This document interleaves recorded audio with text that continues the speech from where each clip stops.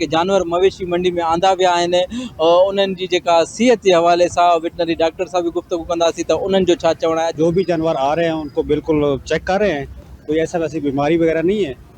बाकी उनको हम स्प्रे वगैरह जो अनलोड होते हैं जानवर, हर जानवर को स्प्रे करके उनको मंडी में एंटर कर रहे हैं।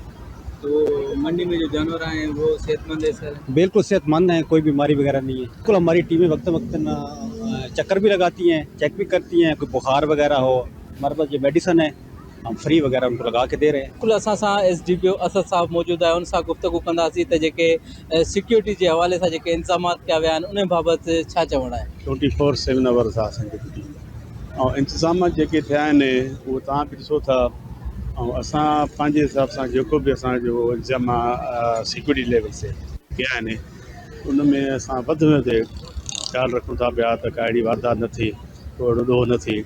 तो इंशाअल्लाह ताला असांजी कोशिशि भरपूर कोशिशि आहे त को अहिड़ो क्राइम न थिए ऐं इंशाअल्लाह ताला सुठे नमूने हीअ मंडी जेका आहे इख़्तिराम थी। मंडी में जेका इंतजामिया तरफां जेके कैंप्स कायम किया विया आहिनि तव्हां जेको आहे सो पुलिस इंस्पेक्टर जी भी गुफ्तगू ॿुधी, वेटनरी डॉक्टर जी भी गुफ्तगू ॿुधी, संदन इहो चवणु आहे त मवेशी में जेके जानवर आंदा विया आहिनि उहे सेहतमंद आहिनि।